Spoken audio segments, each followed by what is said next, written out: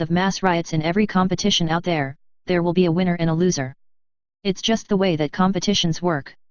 Literally everywhere you go there are competitions going on and there are always winners and losers. When we are children, we are always taught to be gracious losers.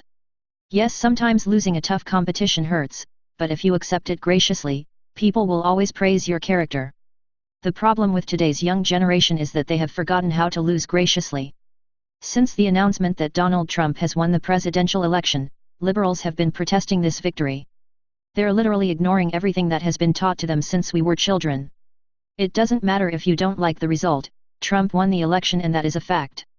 But these protests continue and there is one person that seems to be the mastermind behind it. That would be the ultra-liberal billionaire George Soros.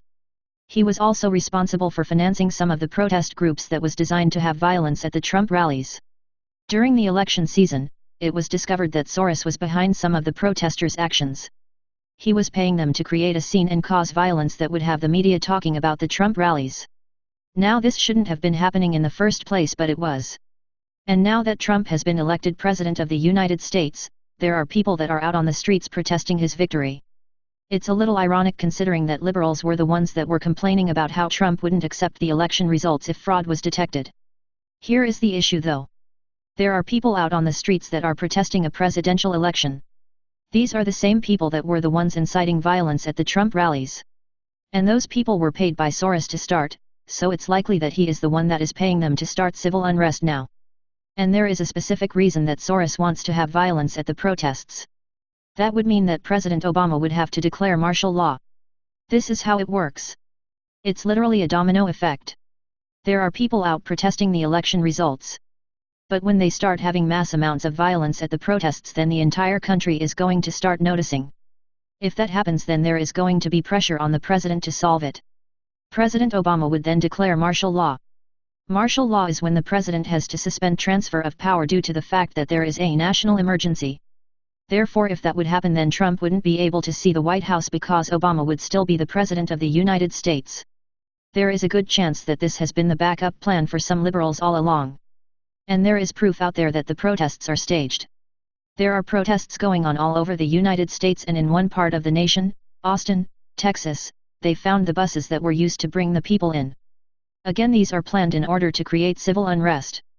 And there is more proof. The signs that the people brought to the protests were all created and printed by groups related to the Soros cause. You can't just print thousands of signs on a whim. These events have to be planned and thought out. And that is exactly what was happening. Finally, the last bit of proof was that the Democrats and Soros have paid people to protest and create a disturbance at Trump events before. Since they have done it in the past, they are definitely going to do it now. And the Democrats are willing to pay them to create this disturbance. But the scariest part about all this is the fact that people are actually volunteering to protest the election just because Trump won. Again, we are taught from a young age to accept defeat with graciousness. Right now they are acting like a bunch of spoiled kids because they didn't get their way. And now there is a possibility that Obama is going to declare martial law because of these protesters. They couldn't accept the fact that the country spoke and they wanted Trump in charge. But now they are actively interfering with a democratic election because they want to complain about the choice. Again, this is all most likely due to Soros. And he has had a hand in it before. He wants to see a globalized country, and that means that he will do whatever he can to make it happen. That includes ordering an attack on Trump Tower in Chicago. That was where some of the protests in the country were happening. But he also had a hand in trying to fix the election. In 16 states they were using voting machines that were being produced by Soros-controlled companies. Of course that meant that he was going to do what he could to rig the election. It most likely wouldn't have mattered if you voted Trump, the machines were going to submit for Clinton. Share this article to show people that Soros has a plan for all of these protests. He wants to make sure that they create enough of a civil disturbance that Obama will declare martial law and stop the transfer of power from him to Trump. That way the globalist agenda could still happen. However, the best option is to not engage with the people that are out there. It's like handling a 2-year-old child that is throwing a temper tantrum. If you just ignore them, they will settle down. Therefore, just ignore the protesters and don't engage with them. Breaking, Obama now considering martial law because of mass riots in every competition out there. There will be a winner and a loser. It's just the way that competitions work. Literally everywhere you go there are competitions going on and there are always winners and losers. When we are children, we are always taught to be gracious losers.